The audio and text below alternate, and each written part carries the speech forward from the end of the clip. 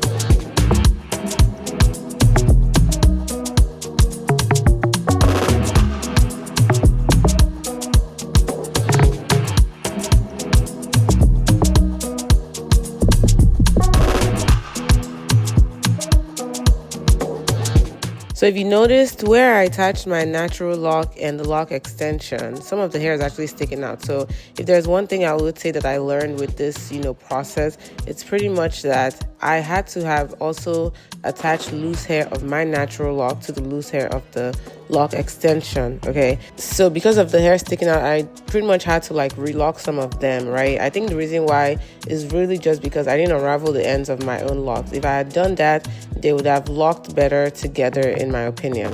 And to be honest, looking back now, my parts still look kind of visible, so I definitely could have gone a couple more weeks without a retwist, but I had a vacation coming up and I really wanted to redo them, so I did. Plus I was going to change the style a bit, so it just made more sense, new style, clean parts.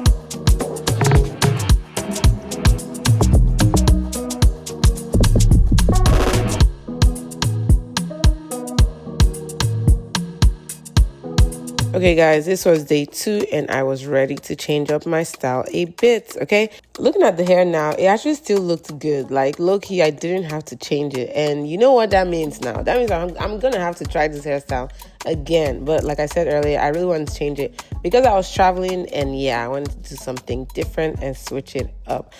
Maybe next time I do it, I'm not gonna do it with the curly ends. I'll just leave it like all locks. But yeah, we'll see.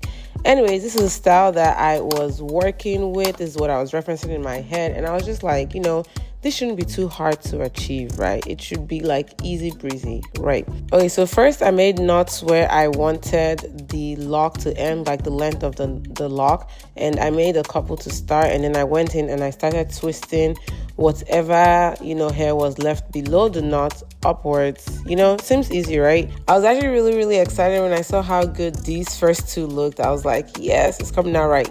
But then, as you can see, the lens just tended to be all over the place. I just didn't like how they were falling, and so I realized I couldn't really just use my camera to do this.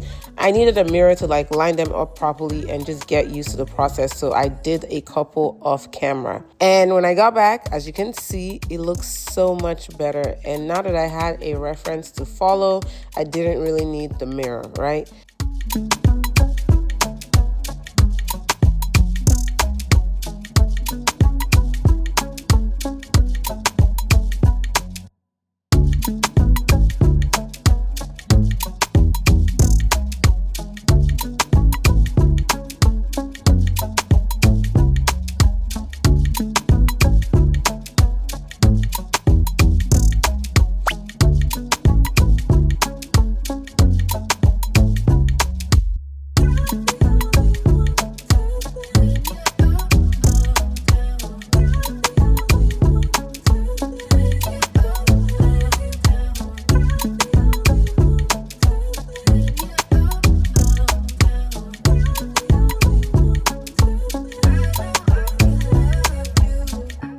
The process went by much faster and smoother. I knew I wanted layers, so the back definitely had to be a little bit longer than the front. But I think I made it a bit too long because you can like see a clear demarcation between the front and the back. However, it doesn't look too bad. I think it still looks fine, like it's okay. So up until now, I was kind of sealing the twist with the, you know, twisted ends that I have of my original lock extension, which is why I was happy I actually had the twisted end, because it was perfect for like sealing in, or at least I thought it was. And anyways, most of the front hair it wasn't as thick. The lock weren't as thick there, so it locked better in place whenever I would twist around it. But then the lock extension in the back were a little bit thicker and longer, so the bottom just ended up being thick overall for that back hair, and even the curly part too were pretty thick, so it was way harder to keep the ends in place just by twisting the lock extension. I didn't picture this in the camera, but I did eventually end up adding rubber bands because literally it was coming undone and I didn't like that. So I added small rubber bands to seal them in, but I did that like a day before traveling, so you won't see it in here. Okay, you guys, I am all done, and you guys can see that gap that I was talking about between the front and the back. But again, it's fine. I did my makeup, I put in some hair jewelry, and this is what we're working with, okay? To be honest, I only had a couple of hair jewelry to put in, but I definitely went to the beauty supply like 2 days later to put some more in before my trip, okay? I really love how easy the hair is to manipulate. I like the length because I can do a lot of styles with this length, and I really just loved how it turned out, okay? What do you guys think? Did I nail my inspiration or what? I love it. It's so cute. Vacation ready, okay, period. Anyways, that is all that I have for you guys today. Let me know what you guys think. Thank you guys so much for tuning in today, and I will see you guys in my next video. Bye.